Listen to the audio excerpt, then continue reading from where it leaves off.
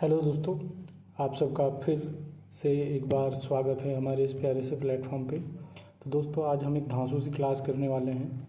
और क्लास जैसा कि आप सबको मालूम है कि हम 8th क्लास की जो एनसीईआरटी की बुक है हिस्ट्री के लिए, ठीक है, 8th क्लास की हिस्ट्री की जो बुक है, ठीक है, उसको पढ़ रहे हैं। उसी का ये 8th चैप्टर है दोस्तों। हमने अभी तक 7th चैप्टर तक इस एनसीईआरटी की बुक को पढ़ लिया है। तो दोस्तों, हम जो इस बुक की स्टडी कर रहे हैं वो कुछ इस तरह से कि इसमें से जो इम्पोर्टेंट टर्म्स हैं, इम्पोर्टेंट शब्दावली है, इम्पोर्टेंट कॉन्सेप्ट्स हैं, इम्पोर्टेंट वन लाइनर्स हैं और इम्पोर्टेंट एमसीक्यूज़ हैं, उनको स्टडी कर रहे होते हैं। कुछ भी मिसिंग नहीं है, एकदम थियोरेटिकल एस्पेक्ट में जैसे चैप्टर दिया हुआ है वैसे ही है ये, ठीक है। तो दोस्तों, आप लोग जुड़ जाइए। आप लोगों को बहुत ज़्यादा समय वेस्ट ना करते हुए मैं सीधा मुद्दे पे आऊँगा। तो आप बताइए, शुरू करें?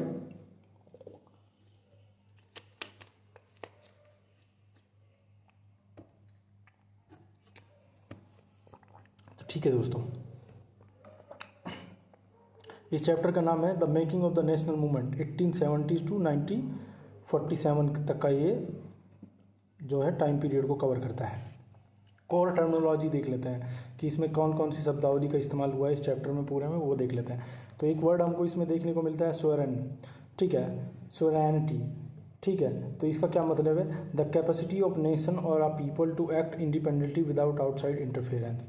तो संप्रभुता जो होती है वो एक ऐसी कैपेसिटी होती है जो कि किसी नेशन या किसी आदमी को जो है इंडिपेंडेंटली डील करने के लिए, इंडिपेंडेंटली अपने काम को करने के लिए, अपने आप को खड़ा करने के लिए एडवोकेट करता है,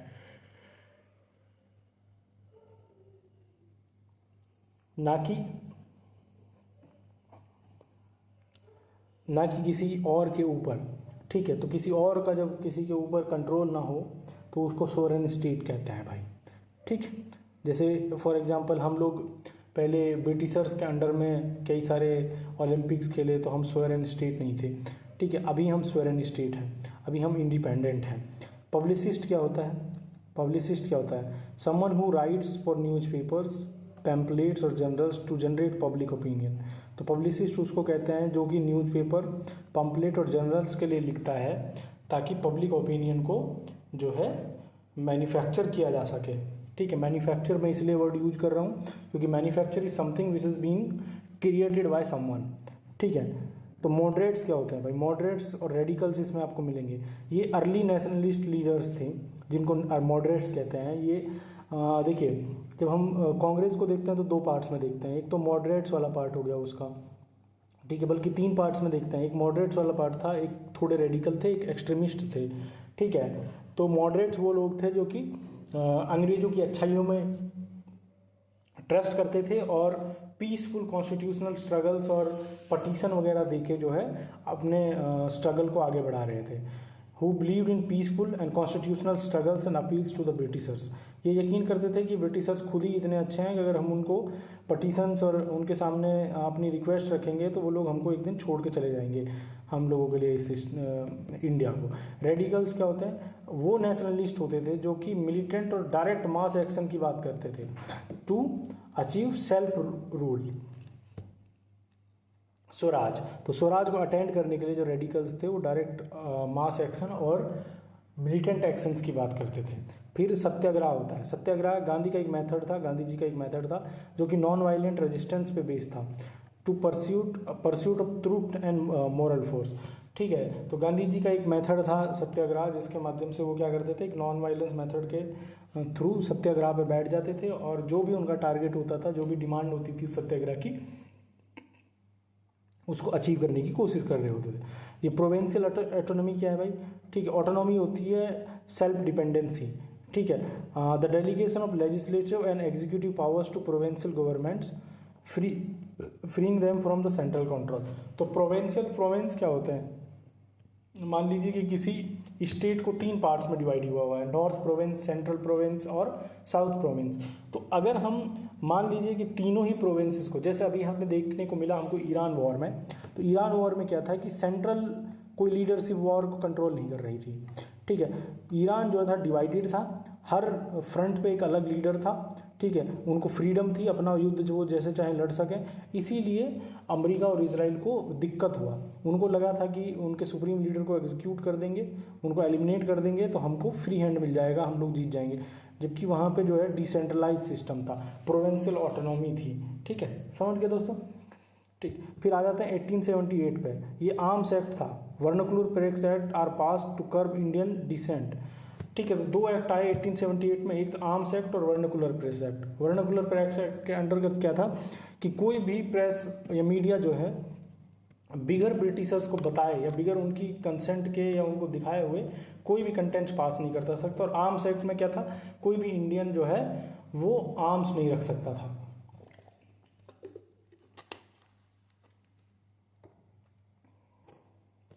1883 में इल्बर्टी बिल आया। इल्बर्टी बिल कंट्रोवर्सी क्या थी भाई, ये एक रेशियल डिस्क्रिमिनेशन था जुडिशियल सिस्टम में। कैसे, इल्बर्टी बिल जो है उस वक्त में इंडियंस को अंग्रेज़ों के जो केसेस आते थे, मान लीजिए कि फॉर एग्जांपल एक कोई एक्स आदमी है जो ब्रिटिशर है, तो उसकी जो सुनवाई है कि इंडियन जज नहीं करने लग गया था, तो उसी के विरोध में इन लोगों ने प्रोटेस्ट वगैरह किया। ठीक है, अंग्रेज़ों ने 1885 में क्या था, Indian national Congress INC found की गई। 72 डेलीगेट्स थे उस वक्त में। कहाँ पे बनी, बॉम्बे में। INC कब बनी, 1885 में। कब, कितने डेलीगेट्स थे, 72। कहाँ बनी, बम्बई में। 1905 की बात करें तो वाइस रॉय कर्जन ने बंगाल का पार्टीशन किया। किसने किया था, कर्जन ने 1905 में। किसका किया था, बंगाल का। 1906 the All India Muslim league is formed at Dhaka. ठीक है, तो उस वक्त के ढाका यानी ढाका आज के जो बांग्लादेश में है, उस वहाँ पे 1906 में ऑल इंडिया मुस्लिम लीग का फॉर्मेशन हुआ। ठीक है, 1907 देख लेते द कांग्रेस स्प्लिट। ठीक है, तो कांग्रेस जो है 1907 में दो तीन पार्ट्स में बढ़ जाता है सूरत सेशन के अकॉर्डिंग, मॉडरेट वर्सेस रेडिकल्स में। तो 1907 का जो सूरत का सेशन था उसमें कांग्रेस दो पार्ट में बढ़ गया, मॉडरेट वर्सेस रेडिकल। 1915 में क्या है, महात्मा गांधी जो है अफ्रीका से वापस इंडिया लौटते हैं। 1916 में लखनऊ पैक्ट था, ये रीयूनाइट करता है कांग्रेस को। कांग्रेस के जो फैक्शंस बन गए थे मॉडरेट्स और रेडिकल, उनको ये फिर से रीयूनाइट कर देता है। कौन सा, 1916 का Lucknow pact. And establish an alliance with the Muslim League, और मुस्लिम लीग के साथ भी एक अलायंस बन जाती है इनकी। 1919 की बात करें तो ब्रिटिश पास अ रॉलेट एक्ट। ठीक है, और जलियांवाला बाग मैसेकर होता है 13 अप्रैल को, आप लोगों ने सबने पढ़ाई है। ठीक है, अकर्स इन अमृतसर। कहाँ होता है, अमृतसर में। जलियांवाला बाग कब होता है, 13 अप्रैल 1919 अमृतसर में। और 1919 में ही ये रॉलेट एक्ट लेके आते हैं। 1920 की बात करें तो नॉन कोऑपरेशन मूवमेंट एंड खिलाफत मूवमेंट और लॉन्च। ठीक है, तो 1920 में अगर बात करें तो नॉन कोऑपरेशन मूवमेंट और खिलाफत मूवमेंट लॉन्च हुआ। ठीक है, 1922 की अगर बात करें तो Gandhi ji withdrew the non cooperation movement after the violation at Chaura Chauri. ठीक है, तो गांधी जी ने 1922 में विड्रॉ कर लिया नॉन कोऑपरेशन मूवमेंट। क्यों, क्योंकि चौरी चौरा में 1922 को जो है वो एक इंसिडेंट हो गया था जिसमें थाना वगैरह जला दिया गया था। 1930 में कहते हैं गांधी अंडरटेक डांडी मार्च, साल्ट सत्याग्रह किया गांधी जी ने, डांडी मार्च किया 1930 में। कब किया, 1930 में। ठीक है, ये क्रोनोलॉजी में आते हैं सीधे सवाल। 1942 the Quit India movement is launched with the slogan do or die. ठीक है, 1942 में गांधी जी ने डू और डाई का नारा दिया। ठीक है, गांधी जी ने डू और डाई का नारा दिया। किसने दिया, गांधी जी ने। ठीक है, की कौन से 15 अगस्त 1947 India wins independent, Pakistan is created. Pakistan भी बना दिया गया और इंडिया को इंडिपेंडेंस मिल गया। कब, 15 अगस्त 1947 को। की कॉन्सेप्ट देख लेते हैं हम लोग इसमें।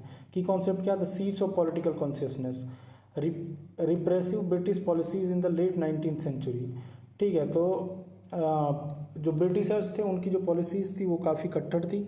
ठीक है, जिसकी वजह से वाइड स्प्रेड पब्लिक एंगर ने जन्म लिया, जिसकी वजह से formation of early political groups जो है देखने को हमको मिलता है। तो क्या हुआ कि इस दौर में ब्रिटिशर्स की जो पॉलिसी थी वो काफ़ी दमनकारी थी। उसी के अगेंस्ट में पब्लिक 19वीं सदी में हम देखते हैं कि पब्लिक एंगर जनरेट हो रहा है, और उसी पब्लिक एंगर की वजह से अर्ली जो पॉलिटिकल ग्रुप्स हैं या फॉर्मेशंस हैं हमको देखने को मिलती हैं दोस्तों। ठीक है, जैसे कि फॉर एग्जांपल देख लेते हैं कौन कौन सी पॉलिसी थी। The act of 1878 arms act prevented Indians from ऑनिंग weapons. तो 1878 में जो आर्म्स एक्ट आया वो किसी भी इंडियंस को वेपन रखने से जो है प्रोहिबिटेड कर देता है। While the vernacular press act allowed the government to confiscate printing press और न्यूज़पेपर दैट क्रिटिसाइज ब्रिटिशर्स। देख रहे हैं 1978 में जो वर्नाकुलर प्रेस एक्ट आया, उसके अंतर्गत अगर कोई भी अखबार अंग्रेजों के खिलाफ कुछ लिखता था तो उनका जो है प्रेस कॉन्फिस्केट कर लिया जाता था, यानी कि जब्त कर लिया जाता था। ठीक है दोस्तों, फिर इलबार्टी बिल देख लेते हैं। इलबार्टी बिल 1883 में आया। 1883 में इसमें क्या था, ये बिल अलाउ कर देता है इंडियन जजेस को टू ट्राई यूरोपियंस। जैसा कि मैं आप लोगों को अभी थोड़ी देर पहले बता रहा था कि ये बिल जो है अलाउ कर देता है इंडियन जजेस को ब्रिटिशर्स के केस सुनने के लिए। तो इसकी वजह से इस बिल को विड्रॉ करने के लिए, withdrawal of this bill prove to Indians that they would never be treated as equal by the Britishers. तो जब ये बिल वापस ले लिया गया, क्यों वापस ले लिया गया, क्योंकि ब्रिटिशर्स ने इसके खिलाफ विरोध प्रदर्शन किए और विरोध प्रदर्शन के बाद में इस इलबार्टी बिल को वापस ले लिया गया। तो इस समय इंडियंस को एक चीज़ समझ आई कि ब्रिटिशर्स उनको कभी भी इक्वल नहीं मानेंगे। आईएनसी का फॉर्मेशन होता है इसी कड़ी में। 1885 में देखते हैं कि हम formed under British officer A.O.. Hume, bringing together leaders like दादा भाई नौरोजी एंड डब्ल्यू.सी. बैनर्जी। ठीक है, ए.ओ. ह्यूम के अंतर्गत जो है आईएनसी का फॉर्मेशन हुआ। कॉन्सेप्ट 2 देख लेते हैं, मॉडरेट वर्सेस रेडिकल।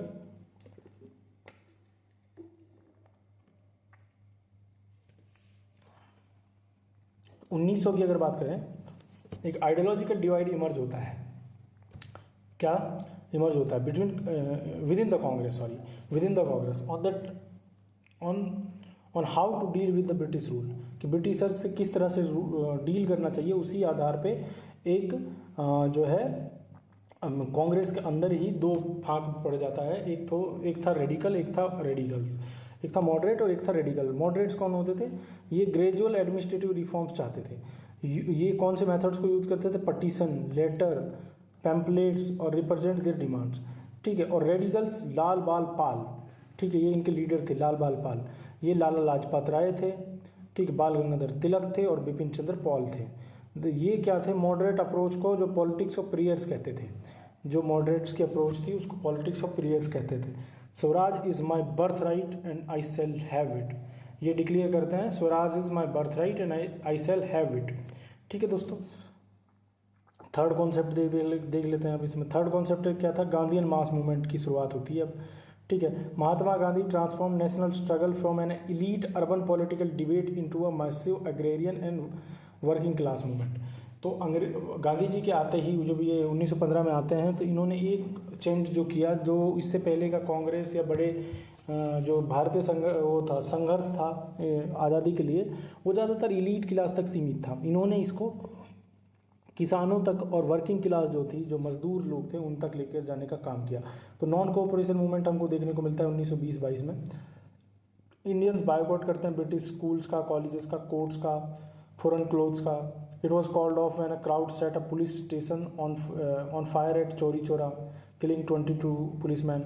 और नॉन कोऑपरेशन मूवमेंट को 1922 में वापस तब ले लिया गया जब 22 पुलिसमैन की हत्या कर दी गई चौरी चौरा में जलाकर।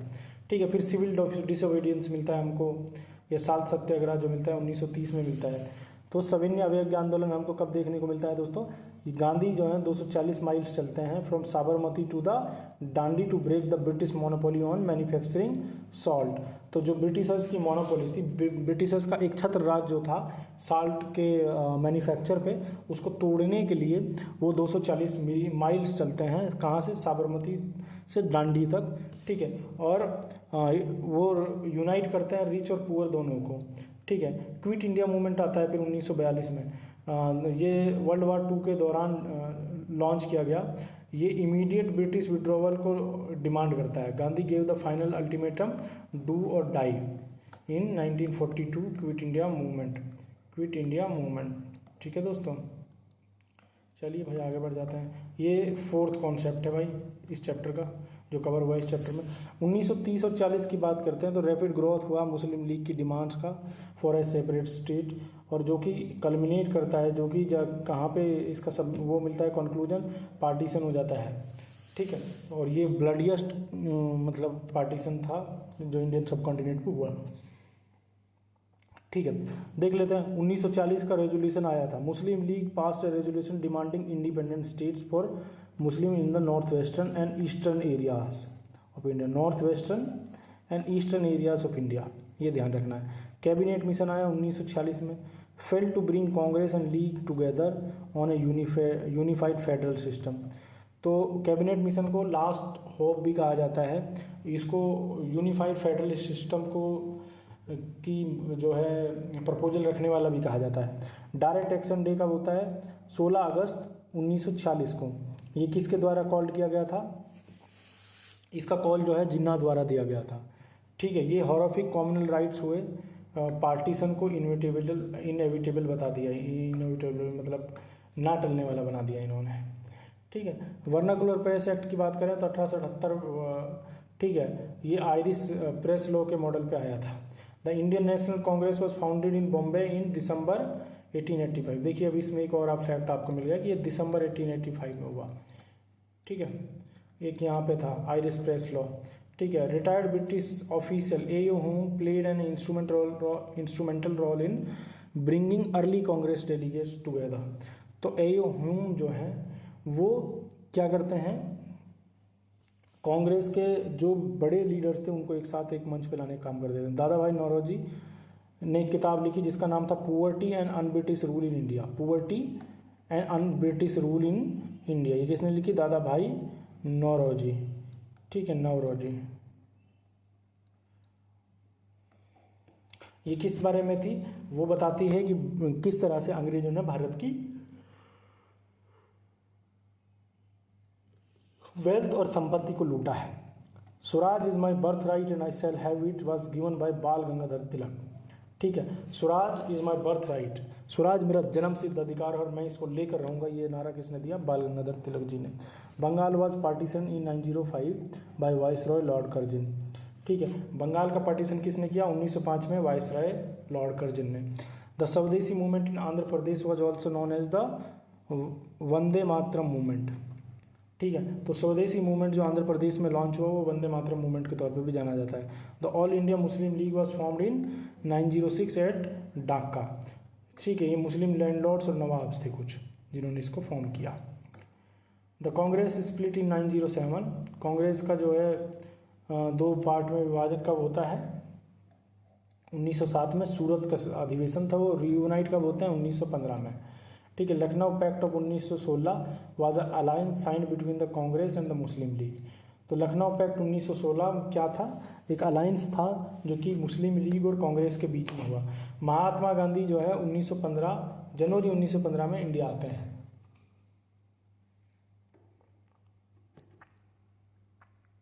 तो न्यू ईयर के साथ ही महात्मा गांधी जी जो है साउथ अफ्रीका से इंडिया चले आते हैं। Gandhi's first major local satyagraha in India took place at Champaran, फिर खेड़ा, फिर अहमदाबाद। यही क्रोनोलॉजी है, ये 1, ये 2 और ये 3। ठीक है, रॉलेट एक्ट 1919 में आया जो कि ब्रिटिश गवर्नमेंट को इम्प्रीजन अलाउ कर देता है, इम्प्रीजन करने के लिए जिस पे भी उनको शक होता है, सिर्फ शक की बिना पे किसी को भी अब जेल में भेज सकते थे। किस एक्ट के तहत? रॉलेट एक्ट के तहत। रविंद्रनाथ टैगोर जो है वो अपनी नाइटहुड की उपाधि को जलियांवाला बाग मसकर के विरोध में लौटा देते हैं। ठीक है, खिलाफत मूवमेंट किन दो भाइयों के द्वारा इसका नेतृत्व किया गया था? मोहम्मद अली और शौकत अली के द्वारा। The violent incident at Chauri Chaura in February 1922। Chauri Chaura में कब वायलेंट इंसिडेंट हुआ? चौरी चौरा वाला। ठीक है, ये फरवरी 1922 को हुआ। ठीक है, जिसकी वजह से कौन सा मूवमेंट जो है वापस ले लिया गया? Non cooperation movement. ठीक है दोस्तों, साइमन कमीशन इंडिया कब आता है? 1927। ठीक है, और ये जो है किसी भी एक इंडियन को इंक्लूड नहीं करते हैं। Congress resolve to fight for Purna Swaraj. ठीक है, कांग्रेस जो है पूर्ण स्वराज का वो लेके आ जाती है मांग, complete independence in 1929 under Jawaharlal Nehru. तो अंडर जवाहरलाल नेहरू पूर्ण स्वराज की बात जो है कांग्रेस पहली बार करती है। Gandhi walked 240 miles from Sabarmati Ashram to Dandi to break salt law. Slogan do or die was raise during the Quit India Movement 1942। ठीक है, हॉट पॉइंट्स देख लेते हैं इस चैप्टर के क्या है भाई। Why choose salt? of all things. Salt was a commodity used equally by Hindus, Muslims, and wealthy and the untouchables. By targeting tax on salt, Gandhi turned a seemingly minor economic monopoly into a powerful symbol of colonial oppression that united all Indian society. तो देख रहे हैं कितनी बड़ी बात थी.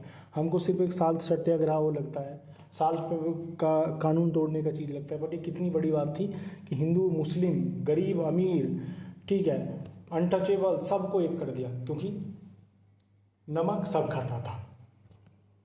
ठीक है, तो नमक से अगर मोनोपोली टूट रही थी तो सबको बेनिफिट हो रहा था. Two nation theory and silent growth. ठीक है, प्रोविंशियल इलेक्शन 1937 जब होते हैं तो मुस्लिम लीग कन्विंस हो जाती है कि Muslim would always remain a minority in democratic India. तो 1937 के इलेक्शंस के बाद में मुस्लिम्स को ये, मुस्लिम लीग के जो मुस्लिम थे उनको ये लगता है कि वो हमेशा ही माइनॉरिटी के तौर पर रह जाएंगे, तो उनको अपना पॉलिटिकल रिप्रेजेंटेशन चाहिए था. ठीक है, रिप्रेजेंटेशन चाहिए था.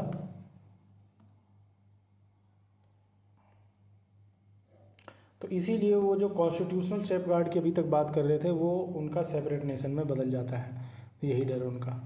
ठीक है, कॉन्सेप्ट समझ आ रहे हैं भाई, क्यों बदले, क्यों हुए. फाउंडेशन ऑफ आईएनसी कब था? दिसंबर 1885, 72 डेलीगेट्स थे. पार्टीशन ऑफ बंगाल कब था? 1905. जलियांवाला बाग मैसेकर कब हुआ? अप्रैल 1919. चौरी चौरा इंसिडेंट कब हुआ? Fifth of February 1922. Dandi salt सप्ताह मार्च कब हुआ? सॉल्ट मार्च कब हो रहा है? 12 मार्च से अप्रैल 6, 1930 के बीच में. मेमोरी ट्रिक्स भी हैं कुछ, देख लो इनको भी. लाल बाल पाल, रेडिकल लीडर्स मेमोरी, लाल बाल पाल, बड़ा अच्छा है. लाला लाजपत राय पंजाब से थे. बाल गंगाधर तिलक महाराष्ट्र से थे. पाल बिपिन चंद्र पाल जो है बंगाल से थे भाई. ठीक, कीवर्ड्स देख लेते हैं अब इसका. नाइटहुड क्या होता है भाई? एक ऑनर था जो ब्रिटिश क्राउन देता था एक्सेप्शनल पर्सनल और अचीवमेंट्स के लिए पब्लिक सर्विस केस में. बायकॉट क्या होता है? ये एक कलेक्टिव रिफ्यूजल होता है किसी चीज़ का, किसी वस्तु का, किसी सर्विस का, किसी थॉट का. ठीक है. प्रोविंशियल ऑटोनॉमी क्या होती है ये मैंने आपको समझा दिया था. Capacity of province to govern themselves independently of central government. Direct action day क्या था? 16 अगस्त 1946 का दिन था. Declared by Muslim League to press its demand for Pakistan. ठीक है,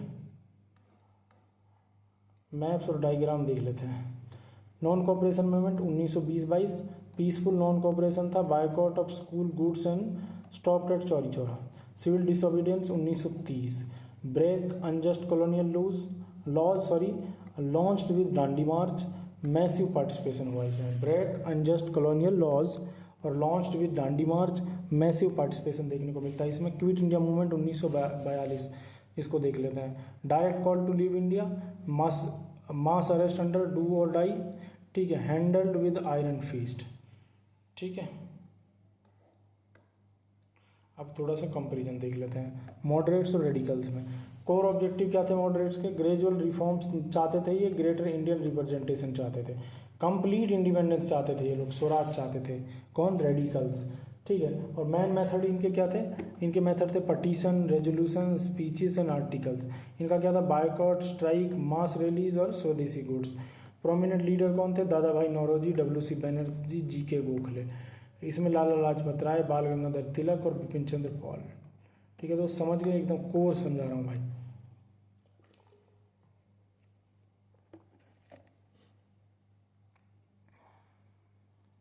इन which year was the arms act passed preventing Indians from possess weapons?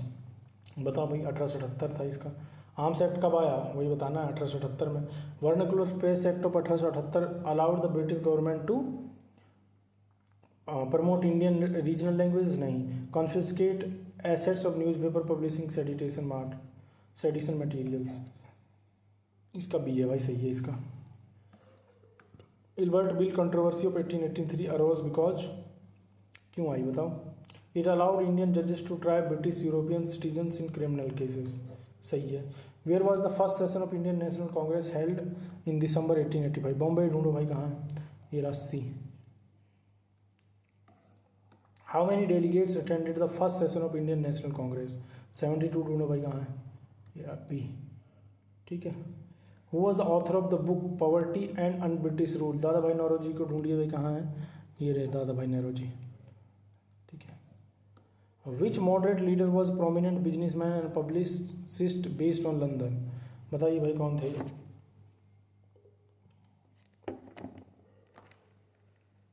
ये दादा भाई नेहरूजी थे भाई, ये दादा भाई नेहरूजी थे भाई। Who among the following was a part of radical trio Lal Bal Pal? Was part of, तो ये कौन थे बताओ भाई? लाल बहादुर शास्त्री नहीं, लाला लाजपत राय बिल्कुल थे, बालाजी राव नहीं थे, आनंद मोहन बोस नहीं थे, तो बी आंसर है इसका, ठीक है दोस्तों, बी आंसर है इसका भाई। Which viceroy was responsible for the partition of Bengal? ढूंढो भाई इसको, करजन को, कहाँ है करजन?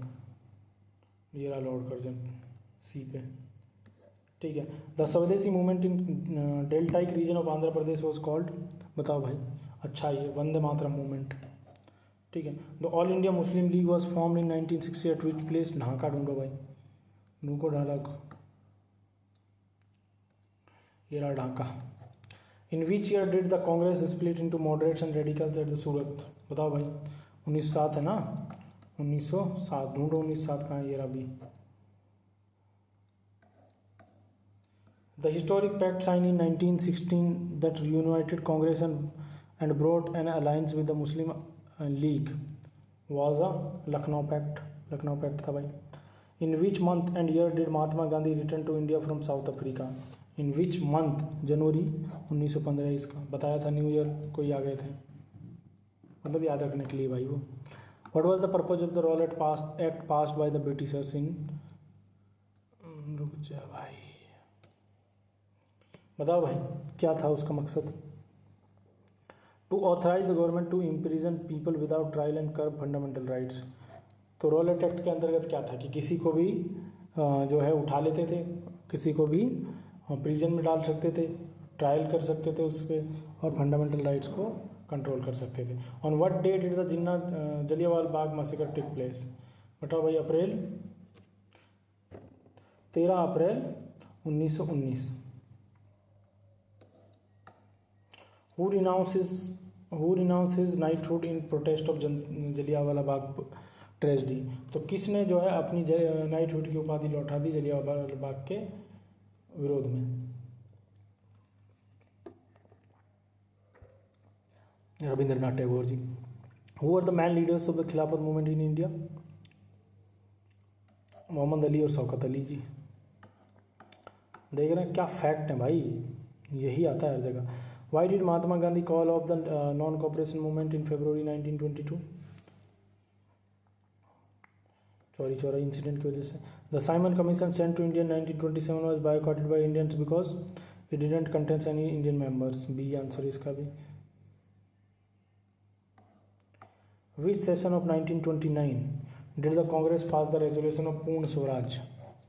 बताओ भाई, पूर्ण स्वराज 1929 में आदरणीय जवाहरलाल नेहरू जी के अंतर्गत की लीडरशिप में किस सेशन में रखा गया? लाहौर सेशन में भाई। In what year did Mahatma Gandhi lead the historic Dandi march to break the salt Satyagraha? बताओ भाई, 1930 था यार, अभी तो बताया था दोस्तों। How many miles did Gandhi ji and followers walk during the Dandi march? 240 ढूंढो, ये रहा 240। Under which act was provincial autonomy was first introduced in colonial India? Government India act 1935। The slogan do or die was given by Mahatma Gandhi during which national struggle? Quit India Movement ढूंढो, ये राशि। Who form the Indian National Army Azad Hind Fauj to fight British rule with Japanese help? सब जानते हैं इसका answer, Subhash Chandra Bose है। 27 Muslim League pass a resolution demanding independent states for Muslims.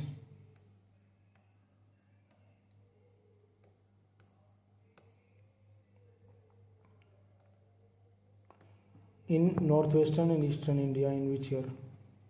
1940. Khan Abdul Ghaffar Khan, the Pashtun leader also known as the Frontier Gandhi, founded which movement? Khan Abdul Khan Ghaffar जो पश्तून एक leader थे और सीमांत गांधी के तौर पर भी जाने जाते थे। उन्होंने कौन सा मूवमेंट शुरू किया? खुदाई खिदमतगार इसका मूवमेंट, इनका मूवमेंट सॉरी।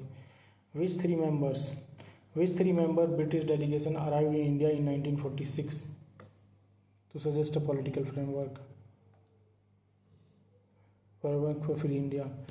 कौन से 3 मेंबरी ब्रिटिश डेलीगेशन था जो इंडिया आता है 1916 में और सजेस्ट करता है political framework for free India? बताओ भाई। कैबिनेट मिशन था भाई ये।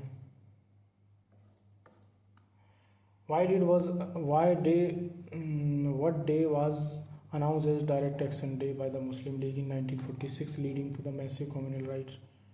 बताओ भाई। अगस्त 16 था इसका।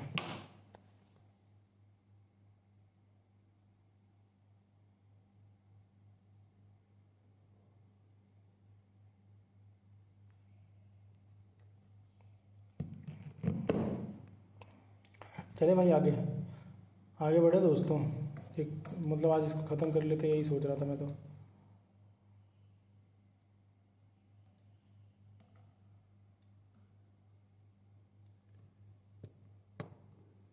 बोलो ख़त्म कर लें जैसा आप लोग बोले।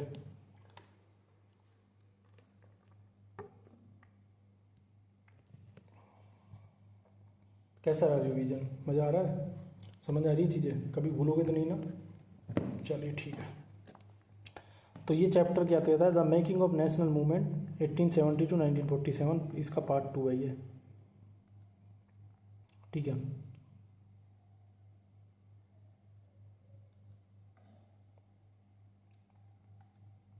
कोर टर्मिनोलॉजी, 2 नेशन थ्योरी पढ़ लेते हैं। क्या था ये? पॉलिटिकल आर्ग्यूमेंट था हिंदू और मुस्लिम और distinct nation with different needs. एक पॉलिटिकल आर्ग्यूमेंट है जिसमें ये बिलीव किया जाता है कि हिंदू और मुस्लिम जो हैं वो 2 अलग नेशन हैं with different needs. Provincial autonomy, ये कई बार पढ़ा दिया, इसमें क्या ही है। Provincial government gain authority to make laws and manage internal affairs. Direct action day 16 August 1946, called by the Muslim League to press for Pakistan resulting in widespread communal violence. तो ये मुस्लिम लीग द्वारा 16 अगस्त 1946 के दिन किया गया। कैबिनेट मिशन क्या है? A 3 member mission sent to India in 1946 to suggest a constitutional framework for united India. एक ऐसा वो था 3 सदस्यीय जो 1940 में आया और भारत को constitutional framework for united India suggest करके गया। क्रोनोलॉजिकल ऑर्डर देख लेते हैं दोस्तों।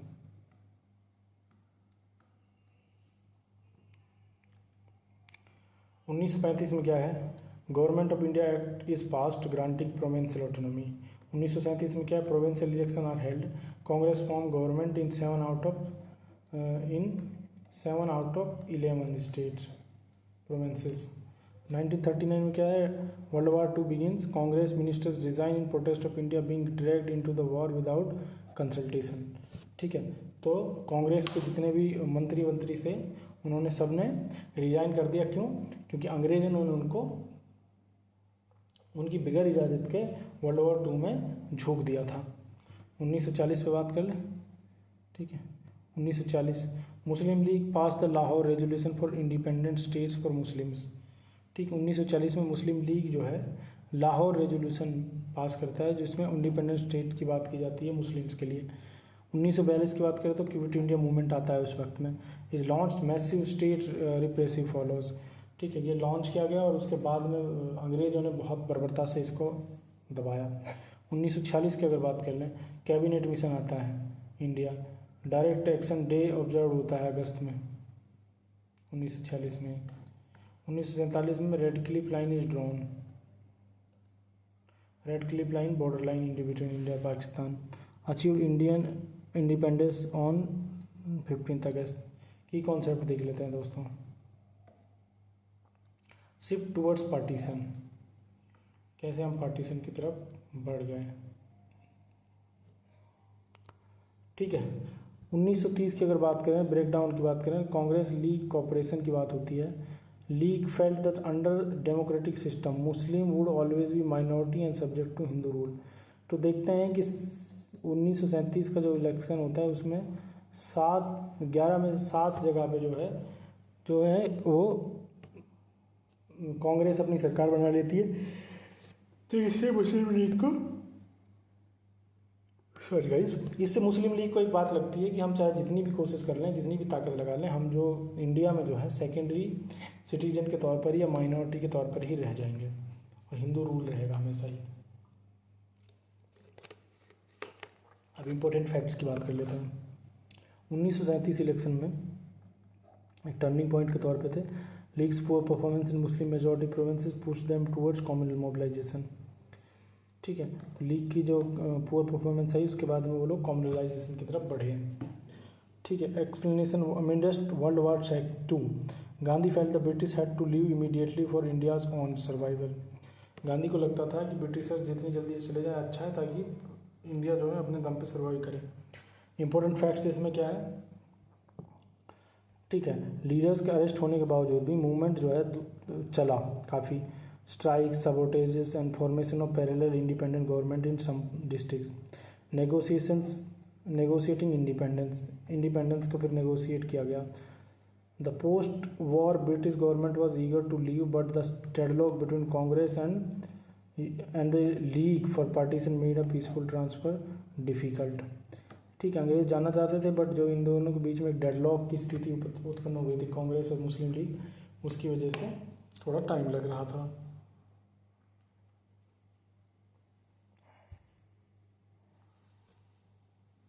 फिर अब फैक्चुअल लाइन देख लेते हैं जरा सा, है ना दोस्तों। 1935 जो एक्ट आया उसने federation of provinces and princely state का क्रिएशन किया।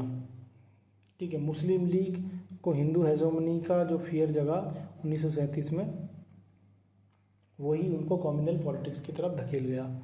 सुभाष चंद्र बोस की अगर बात करें तो वो रिजाइन दे देते हैं कांग्रेस से 1939, फ्रॉम एंड फॉरवर्ड ब्लॉक की स्थापना करते हैं। कौन? सुभाष चंद्र बोस। ठीक, अगस्त और 1940 जो है वो प्रॉमिस था representative body after the war. 1940 में अगस्त ऑफर में ये प्रॉमिस किया गया था कि वॉर के बाद में आप लोगों को रिप्रेजेंटेटिव बॉडी के तौर पे को मान्यता दे दी जाएगी। ठीक है, क्रिस्प मिशन 1942 ये जो है कांग्रेस ने रिजेक्ट कर दिया। ठीक है, क्योंकि ये इमीडिएट इंडिपेंडेंस नहीं प्रॉमिस कर रहा था। क्विट इंडिया मूवमेंट अगस्त क्रांति के तौर पे भी जाना जाता है। ठीक है, जिसमें डू और डाई का नारा दिया गया। In many areas quit India movement सा द फॉर्मेशन ऑफ प्रति सरकार, पैरेलल गवर्नमेंट बनी। ठीक है, the INA soldiers was put on the trial at the red fort in 1949 triggering national wide protest. Lord Wavell जो है वो शिमला कॉन्फ्रेंस 1945 में रिजॉल्व करवाने की कोशिश करते हैं डेडलॉक जो कांग्रेस और मुस्लिम लीग के बीच में था।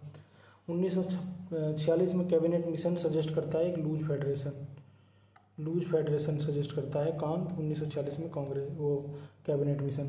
Congress initially accepted the cabinet mission plan but the league later rejected it. Congress जो है कैबिनेट मिशन प्लान को शुरू में एक्सेप्ट कर लेता है बट लीग इसको रिजेक्ट कर देता है। लॉर्ड माउंटबेटन जो है वो फाइनल वाइसरॉय के तौर पे आते हैं और ट्रांसफ़र करते हैं पावर का फाइनली यही। The Indian independence act of 1947 created 2 sovereign dominance. ठीक है, 2 सोवरेन डोमिनेंट बनते हैं। ठीक है, इंडियन इंडिपेंडेंस एक्ट 1947 के द्वारा। एक था हमारा प्यारा इंडिया और एक था हमारा आर्काइवल पाकिस्तान। ठीक है, रेड क्लिफ जो है वो ऑफिशियली अपॉइंट हुए लाइन खींचने के लिए बिटवीन बंगाल, पंजाब, इंडिया और उसके बीच में demarcate borders of Bengal and Punjab. Partition जो है लार्जेस्ट मास माइग्रेशन जो है हिस्ट्री को दिखा गया भाई। प्रिंसली स्टेट में कश्मीर था। ठीक है, 2 न्यू नेशंस जो है प्रिंसली स्टेट कश्मीर जो है वहाँ की जो जनता थी वो मुस्लिम थी, राजा थे जो हिंदू थे। तो ये दोनों ही इंडिया और पाकिस्तान के बीच में टसल का कारण बन गया।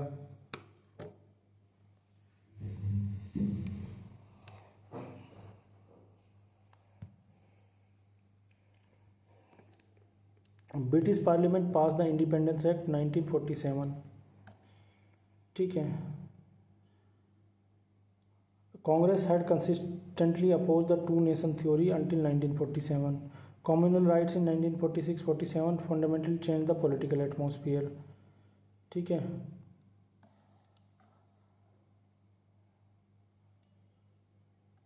तो ट्रांसफर ऑफ पावर जब जो होता है वो कम्युनल ट्रेजेडी से भरा हुआ था। कैबिनेट मिशन फेल क्यों हुआ? क्योंकि दोनों ही पार्टियों ने डिफरेंट तरीके से इसको इंटरप्रेट किया। ठीक है, grouping of provinces leading to a permanent deadlock. जो प्रोविंसेस का जो ग्रुप बनाने का काम था वो एक परमानेंट डेडलॉक की तरफ बढ़ाया गया उल्टा इनको। डू और डाई कब दिया हुआ? डू और डाई के पीछे फिलॉसफी क्या थी? Gandhi is radical shift from non violence to do or die. वो डेस्परेशन दिखा रहा था एंड करने के लिए कॉलोनियल रूल को before world war two destroy the country social fabric. ठीक है, तो वर्ल्ड वॉर टू के कारण अगर इंडिया का सोशल फैब्रिक डिसमेंटल हो, इससे पहले ही गांधी जी चाहते थे कि देश आज़ाद हो जाए। फैक्ट देख लेते हैं। प्रोविंशियल ऑटोनॉमी कब आया? 1935 के एक्ट से। प्रोविंशियल ऑटोनॉमी कब आता है? 1935 के एक्ट से आता है भाई। ठीक है, और लाहौर रेजोल्यूशन में क्या था? मार्च 1940। डायरेक्ट एक्शन डे 16 अगस्त 1916। इंडिपेंडेंस डे 15 अगस्त 1947। CQCD ये एक सीक्वेंस ट्रिक है। Crisp mission, quit India, crisp mission, quit India, cabinet mission, direct action day, the sequential road map of the crucial 1940s। तो सबसे पहले क्या आता है? क्रिस्प मिशन, फिर क्विट इंडिया मूवमेंट, फिर कैबिनेट मिशन, फिर डायरेक्ट एक्शन डे। कीवर्ड देख लेते हैं। Dominion status, semi autonomous status within the British empire. समझ रहे हो ना दोस्तों?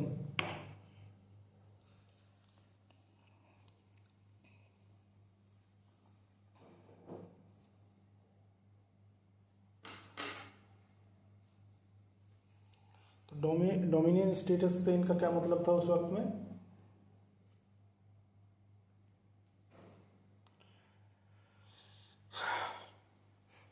एक सेमी ऑटोनोमस स्टेटस था जो कि ब्रिटिश एम्पायर के अंतर्गत ही था।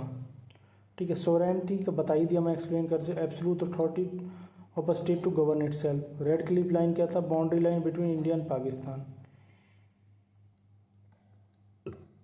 रोड टू इंडिपेंडेंस ये डायग्राम के द्वारा दिखाने की कोशिश की गई आपको। पहले 1935 का एक्ट आता है, फिर 1937 का इलेक्शन आता है, फिर 1942 का क्विट इंडिया मूवमेंट, 1946 का फेलियर ऑफ टॉक्स, 1947 का इंडिपेंडेंस और पार्टीशन। ठीक, comparison table, focus, cabinet mission, federal union की बात करते हैं। ठीक है, Mountbatten plan, partition of India, rejected by ली, एक्सेप्टेड बाय बोथ आउटकम। अब 30 जो क्वेश्चन है हमारे उनको देख लेते हैं भाई प्यारे प्यारे दोस्तों। Which act provided for provincial autonomy in India? कौन सा एक्ट था बताओ भाई?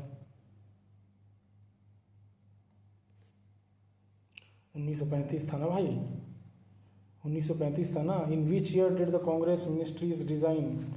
1939 था। किसके उसमें थे? जब इनको धकेल दिया गया वर्ल्ड वॉर टू में। ठीक है, लाहौर रेजोल्यूशन 1940 डिमांडेड। तो लाहौर रेजोल्यूशन जो 1940 का था, उन्होंने क्या डिमांड किया? Independent state for Muslims. ठीक है भाई। Who led the Forward Bloc after leaving Congress in 1939? कौन थे बताओ भाई? बोस थे ना? सुभाष चंद्र बोस जी थे। ठीक है, what was the primary reason for the failure of case mission? Lack of Indian delegation, no promise of immediate independence, communal bias and British opposition. No promise of immediate independence. अगस्त क्रांति क्या है? क्विट इंडिया मूवमेंट को अगस्त क्रांति के तौर पर भी जाना जाता है। पैरेलल गवर्नमेंट, प्रति सरकार वाज फॉर्म डूरिंग, बताओ भाई प्रति सरकार कब बनी? 1942 during quit India movement. The INA tries to place at Red Fort. Who converted the Simla Conference in 1945? बताओ भाई, क्रिस्प साहब थे ना। The cabinet mission was sent to India in,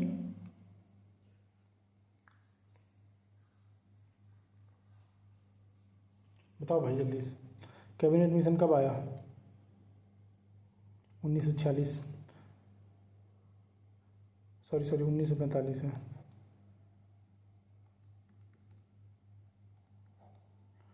direct action day कब था भाई, जल्दी बताओ।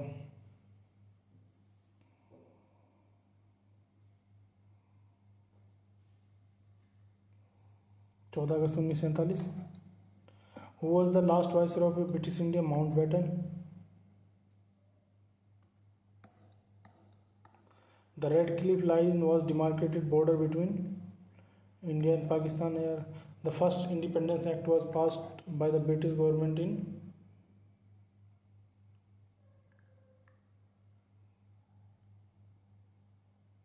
अगस्त 1947। Which princely state's accession became the major point of contention? Kashmir. Subhash Chandra Bose formed the Indian National Army with the help of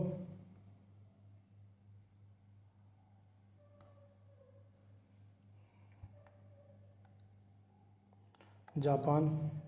The Quit India Resolution was passed in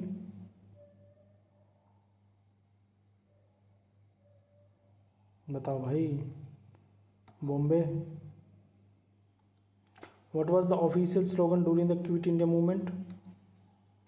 Do or die. The Muslim League was founded in 1946, but the demand for a separate nation was formalized in 1940.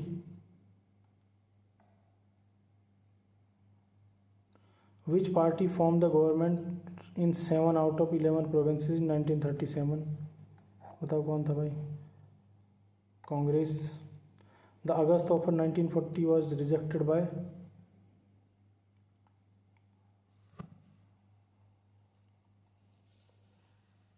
बताओ भाई, both. The cabinet mission proposed a loose federation. The communal rights of 1946 and 47 were a result of political deadlock, social divide, economic crisis. Political deadlock. Sardar Patel is best representative for partition integration of state. The British government decided to quit India primarily due to Indian resistance, World War II impact, both लगाएंगे भाई ऐसे case में। The Muslim League was led by Nehru ji नहीं थे, आज़ाद साहब नहीं थे, पटेल साहब नहीं थे, जिन्ना साहब। The Congress held its stand on a unified India until बताइए भाई साहब,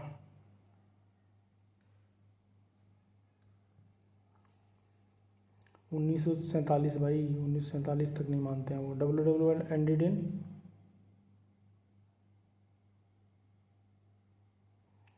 1944। Independence Act of 1947 provided for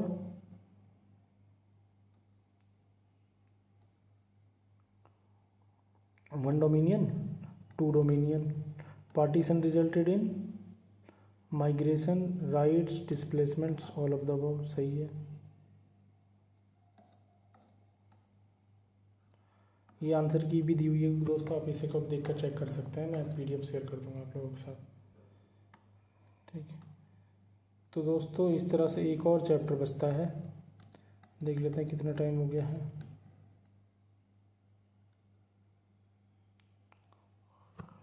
कर लेंगे क्या, ख़त्म करें आज इसको फिर?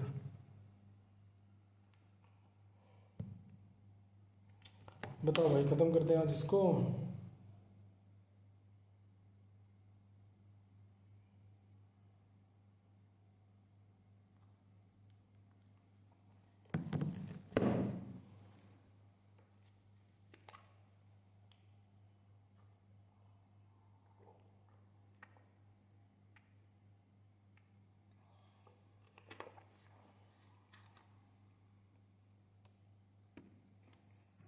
ठीक है यार, करते हैं इसको भी, है ना। कोर टर्मिनोलॉजी देख लेते हैं इसकी। यूनिवर्सल अडल्ट फ्रेंचाइज कब हुआ? क्या है इसका? Every adult citizen has a right to vote regardless of income और सोशल स्टेटस। ये कहता है यूनिवर्सल अडल्ट फ्रेंचाइज का मतलब है कि कोई भी अडल्ट इंसान है जिसकी एज वोट देने की हो गई है, चाहे वो गरीब हो, अमीर हो, चाहे वो किसी जाति समाज से हो, सबको वोट देने का अधिकार है। मिक्स्ड इकोनॉमी की अगर बात कर लें, ये एक इकोनॉमिक सिस्टम होता है जहाँ पर स्टेट और प्राइवेट सेक्टर बहुत कंट्रीब्यूट करते हैं प्रोडक्शन में। प्रिंसली स्टेट की बात कर लें, states ruled by maharaja or nawab that had to integrate into Indian union. Timeline देख लेते हैं भाई अब। 1947 India gains independence, massive migration begin. 1950 constitution of India comes into effect on January 26। तो 1950 में हम लोग क्या देखते हैं, 1950 में हम लोग क्या देखते हैं, कॉन्स्टिट्यूशन ऑफ इंडिया फॉर्म होता है, ठीक है, और वो इफेक्ट में आता है 26 जनवरी को। ठीक है दोस्तों,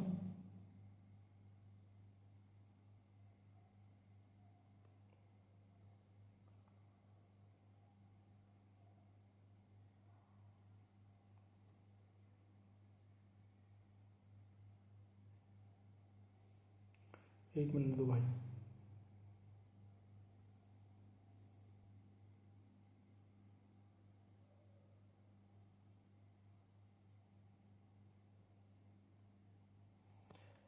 ठीक है, 1950 में एक और चीज़ हो रही है, वो क्या, प्लानिंग कमीशन बनता है, इस्टेब्लिश होता है और इकोनॉमिक डेवलपमेंट पे ध्यान देना शुरू करता है। 1953 में creation of first linguistic state Andhra Pradesh होता है। 1926 स्टेट रीऑर्गेनाइजेशन एक्ट आता है, इम्प्लीमेंट किया जाता है वो। ठीक, की कॉन्सेप्ट कवर्ड कौन से होते हैं इसमें, इस चैप्टर में, ठीक है। The challenges of 1947, explanation, India faced a triple crisis, refugee problem, task of integration of 500+ princely states and establishing a democracy in largely illiterate society. ठीक है, 3 क्राइसिस थे, पहला था रिफ्यूजी प्रॉब्लम, दूसरा था टास्क ऑफ इंटीग्रेटिंग 500 और democracy, तीसरा ये। फैक्ट में Sardar Patel's role in integrating state was vital to avoiding balkanisation. ठीक, और दूसरा की कॉन्सेप्ट क्या है भाई, a vision for the future, Nehru and the leaders envision modern India defined by scientific temper, industrialisation and secular democracy. Nehru जो हैं वो एक सपना देखते हैं, मॉडर्न इंडिया कैसा होना चाहिए, साइंटिफिक टेम्पर वाला, इंडस्ट्रियलाइजेशन हो और सेकुलर डेमोक्रेसी हो।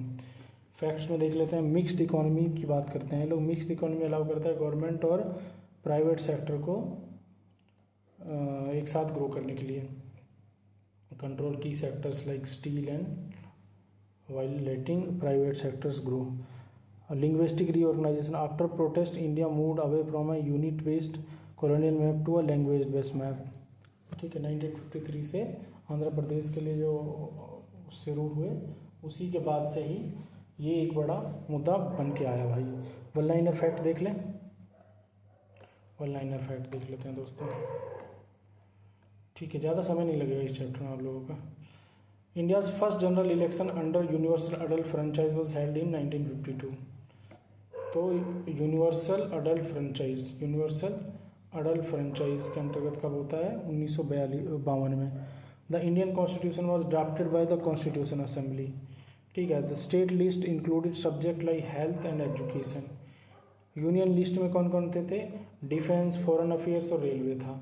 कॉन्करेंट लिस्ट में क्या था, फॉरेस्ट और एग्रीकल्चर था। State of Hyderabad was integrated into India through military action. ठीक है, India adopted a secular state model where all religions are equal. The abolition of untouchability was a landmark social justice reform. 5 year जो plan थे were inspired by the Soviet model of economic planning. ठीक है, the wheel steel plant was build with the Soviet collaboration. ठीक है, Hirakud dam project was launched in to provide irrigation. ठीक है भाई, जल्दी जल्दी ख़त्म कर रहे हैं। Hindi was chosen as official language. Constitution give reservation to SC and ST jobs for legislatures. 1956 act में final legal step in linguistic organisation. Doctor BR Ambedkar chairman of the drafting committee. ठीक ठीक है। Doctor B R Ambedkar chairman थे drafting committee के। Indian national anthem was adopted in 1950। Planning commission was headed by the prime minister. Economic democracy was seen as essential for a political democracy. India का first linguistic state was carved out of Madras province. Democracy in India was an experiment in post colonial settings. देख रहे हैं जल्दी जल्दी हो जा रहा है। हॉट पॉइंट्स क्या है? Risk of linguistic state, why did Nehru fear them? He fear that they would lead to the disintegration of the country. ठीक है, तो नेहरू जी को लगता था अगर हमने किसी एक स्टेट को बना दिया या फिर लिंग्विस्टिक बेसिस में हम लोगों ने लोगों की डिमांड मान ली तो इससे जो है देश टूट जाएगा। Yet he eventually concluded to maintain harmony. Mix economy, why not purely capitalist or socialist? A mix model was chosen to prevent extreme poverty while leveraging industrialisation. Extreme poverty से बचने के लिए जो है मिक्स इकोनॉमी को चुना गया। Fact में बात करें, फंडामेंटल बेंचमार्क देख लेते हैं। ठीक है, कॉन्स्टिट्यूशन इन्फोर्स्ड। कॉन्स्टिट्यूशन कब इन्फोर्स हुआ? 26 जनवरी 1950। First linguistic state Andhra Pradesh. Drafting chair B R Ambedkar. Planning commission establish 1950। Memory trick में देख लेते हैं।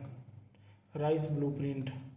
राइस ब्लूप्रिंट में क्या है? Refugee integration of state, constitution, economic plans. The 4 fundamental pillars है building independent India, refugee integration of state and constitution, economic plans. राइस, refugee integration of state, constitution and economic. ठीक है, की डिक्शनरी देख लेते हैं दोस्तों। सोवरेन कई बार एक्सप्लेन कर दिया हूँ यार। Self rule, authority to rule without outside control. Secular state has no official religion. Franchise, legal right to vote.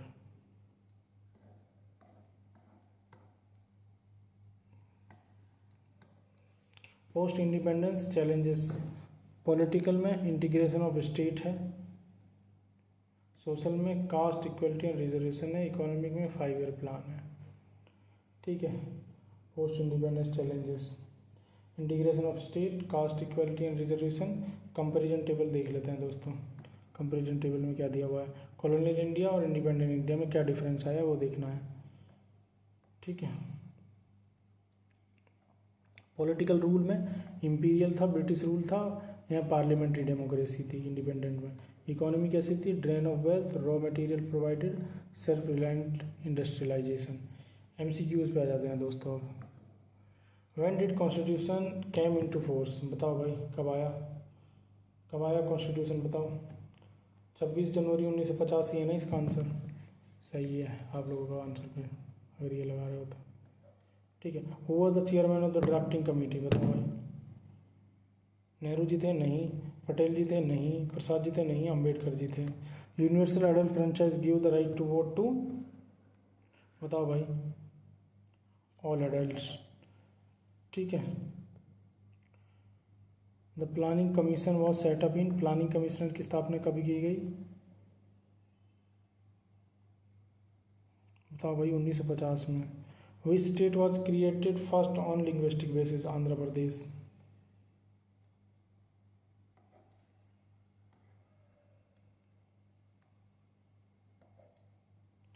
The state reorganisation act was passed in 1956।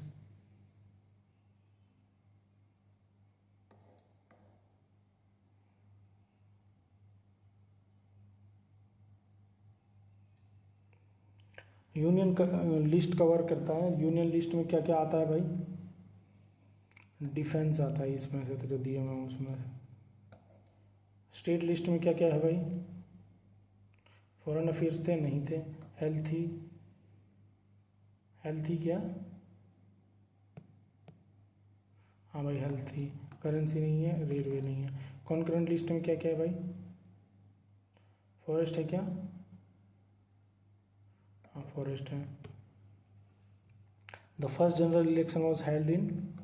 First general election कब हुए थे भाई? देख लेना जरा।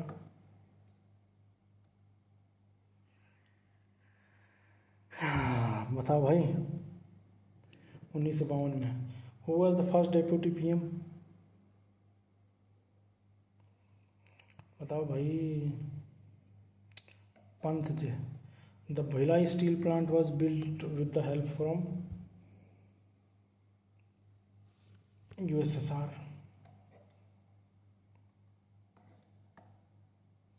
Which model of economy did India adopted? Mixed economy. 13th को सी होगा.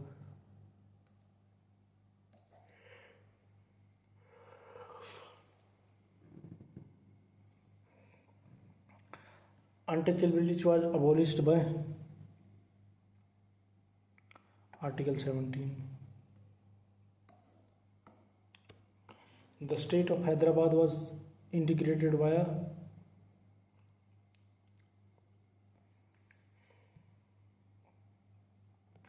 बताओ भाई 15वां. 15th को बी है भाई, police action. 5-year plan was inspired by, बताओ भाई, USSR. Which city was the city of Constituent Assembly? Constituent Assembly, sorry.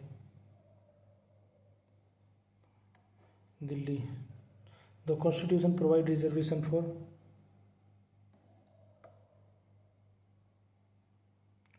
बताओ भाई. The Constitution provides reservation for SCs and STs both.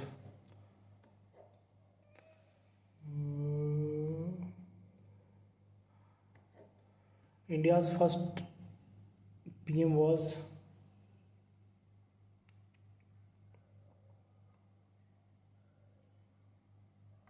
Nehru. The first official group of India is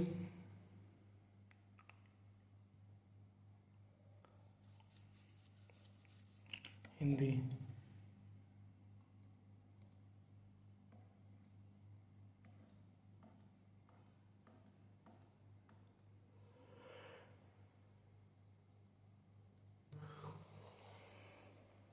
Planning Commission was headed by,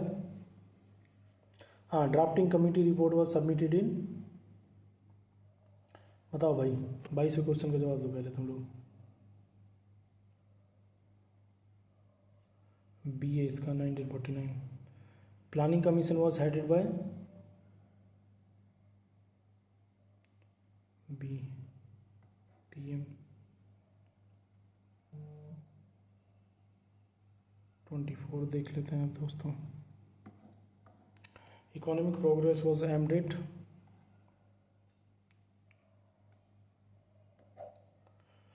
economic progress किस तरफ नज़र रख कर बनाई गई है? 24वें सी है भाई, both A and B. Poverty alleviation and industrialisation. Secularism in India means state has no religion, state promises are a religion, both. Which dam was the hallmark of post independence development?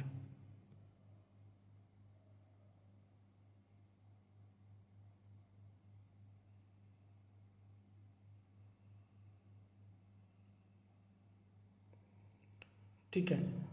Which dam was hallmark of, hallmark बताओ भाई. भाखरा नांगल और हीराकुंड दोनों थे भाई. The constitution came into force on, बताओ भाई 27वें को. 16 Jain.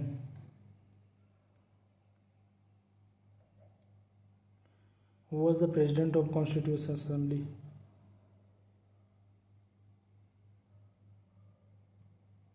Who was the president of Constituent Assembly? जल्दी बताओ भाई. Rajendra Prasad. Mixed economy means,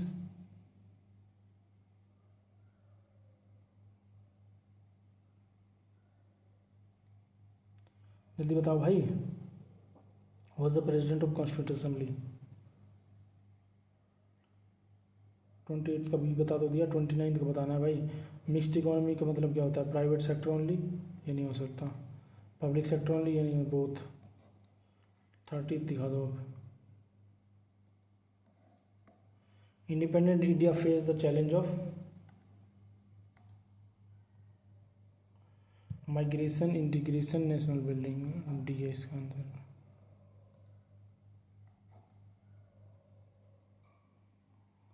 तो दोस्तों इस तरह से 8th वाली NCERT भी ख़त्म होती है. अब हम आगे आप लोगों के लिए ये आंसर की दी हुई है, इसके आगे इसी तरह के पार्ट 9th वाली एनसीईआरटी के लिखेंगे, 10th वाली। तो दोस्तों यार बस थोड़ा सा ये है कि जहाँ ज़्यादा फैक्ट है वहाँ थोड़ा ज़्यादा समय लग रहा है, तो उससे आप लोग मैनेज करके चलिए, कोऑपरेट करके चलिए। बाकी आप लोग कंटेंट में कोई कमी नहीं रहेगी, इस बात की गारंटी मैं देता हूँ। ठीक है, मज़ा आ जाएगा आप लोगों को। तो ठीक है दोस्तों, बहुत शुक्रिया आप लोगों का हमारे साथ जुड़ने के लिए, ऐसे जुड़ते रहिए। और ये जो हम प्लेलिस्ट बना रहे हैं इनको शेयर करते रहिए अपने दोस्तों के साथ। ठीक, बहुत धन्यवाद, नमस्कार।